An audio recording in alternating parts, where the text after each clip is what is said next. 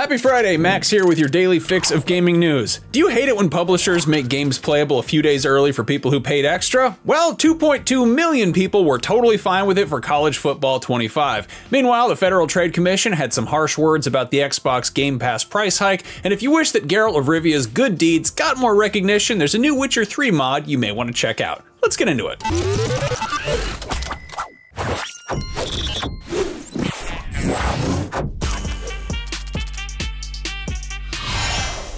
One of the newer ways publishers are milking players for a few extra bucks is by making games playable a few days early to people who bought higher priced editions. This has been a somewhat divisive business model, but clearly it's not that divisive because 2.2 million players participated in EA's College Football 25 early access period.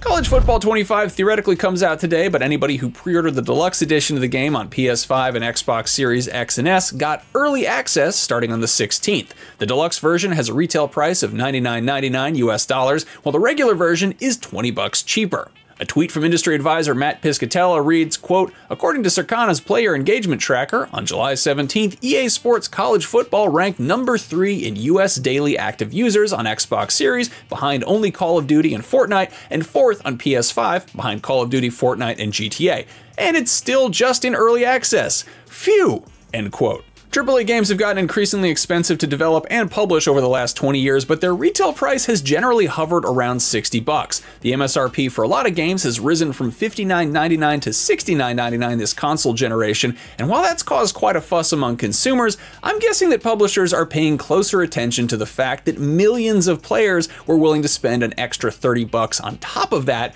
to play a game 3 days early. The College Football 25 Deluxe Edition does include some additional bells and whistles, including 4,600 college football points, an Alma Mater Ultimate Team Pack, a Cover Athlete Ultimate Team Pack, and a Bring Glory Home Ultimate Team Uniform item. What is that, like a uniform? Is it shoes? I don't know what that is. What is a uniform item? Anyway, from the sound of things, people are also really digging the game itself, which is never a bad thing. The next major release to take this approach is Ubisoft's Star Wars Outlaws, which is out on August 30th, unless you get the deluxe edition, in which case it's out on the 27th. What do you all think about this? Let me know in the comments below. The other hot new business trend in games, and basically everywhere else, is subscription models that start off as an awesome deal for consumers before getting price hikes, introducing different tiers, and then gradually offering less for more in the grand scheme of things. Depending how you play your games, Xbox Game Pass is still a great value, but it's soon to be slightly less of a great value when prices go up in September, as it was recently reported that they would be doing. The Federal Trade Commission voiced its concerns about this news. As you may recall, the FTC took Microsoft to court following its Activision Blizzard acquisition, and its plans for Game Pass were a major point of discussion during that trial.